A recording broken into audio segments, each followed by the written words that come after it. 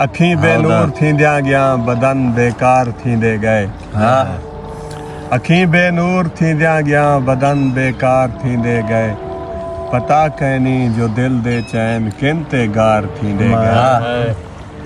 जॾा सुध पई तकू साडी मुहब्बत खार देंदी है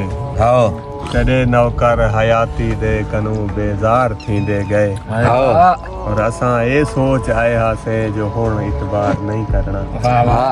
गुलाबी होंठ हुलदे गए साकू इतबार थींदे गए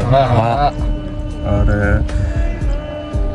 जेको तू ख्वाब विच मिल पई हकीकत विच दीवाना थे करी गोल च रवाना थे जरे बेदार थींदे गए और कोई तासीर है ता सही ई हजरत इश्क विच साहिब जरे दो गज न टुरदे हन समंदर पार